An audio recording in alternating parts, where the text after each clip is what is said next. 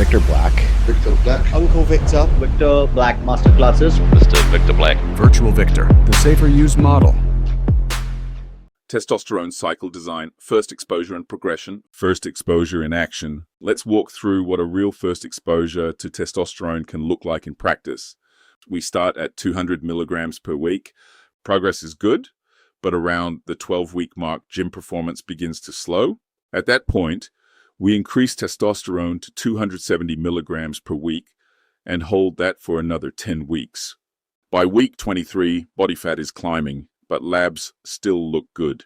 Because we're under 300 milligrams, a very low-risk range, we continue the dose and transition into a fat loss phase. Cycling phases without crashing hormones. During the fat loss phase, testosterone stays at 270 milligrams. Body fat comes back under control. We then return to a mass phase because 270 milligrams previously drove progress. Simply increasing food intake is enough to restart growth. This continues for another 9 weeks before progress slows again, now around week 42. Escalation, hold phase, and health feedback. At this point, testosterone is increased to 350 milligrams per week.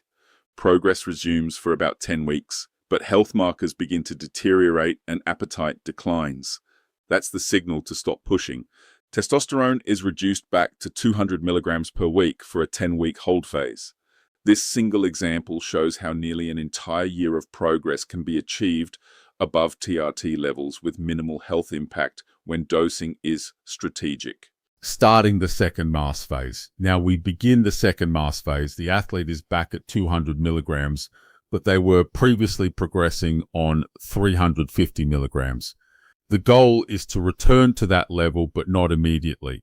We escalate over 3 to 6 weeks using 50 to 100 milligram increments.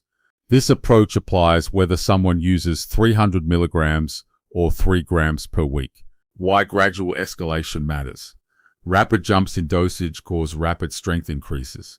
Connective tissue doesn't adapt that fast. Sudden increases also drive water retention, blood pressure, and systemic stress. By escalating gradually, we spread strength gains over time, protect joints and tendons, and reduce acute side effects. There's no direct research on this, but the rationale is sound, and the trade-off is minimal. Finding testosterone tolerance in advanced users.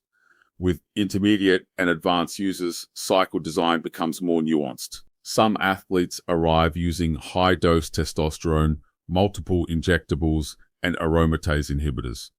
The first step is identifying their true testosterone tolerance.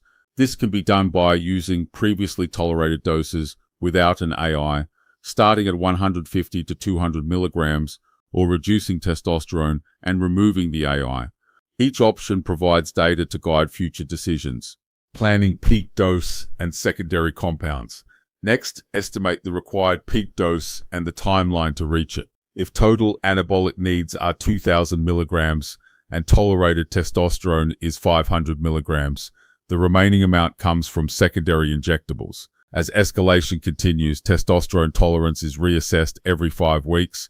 Adjustments can be made by increasing testosterone, reducing secondary compounds, or both. Phase-specific testosterone needs. Testosterone tolerance shifts by phase. Off-season doses may be higher with DHT derivatives to manage estrogen. In contest prep, total doses come down as less is needed to maintain muscle. Visual appearance matters here. If testosterone causes water retention, it may need to be reduced further while non-aromatizing compounds increase. Closing perspective.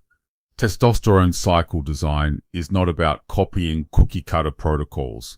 It's about learning tolerance, managing phases, and progressing intelligently. Over time, this creates better results, fewer side effects, and longer careers. In the next lecture, we'll break down secondary injectables and how to layer them effectively. Victor Black. Victor Black. Uncle Victor. Victor Black Masterclasses. Mr. Victor Black. Virtual Victor, the safer use model.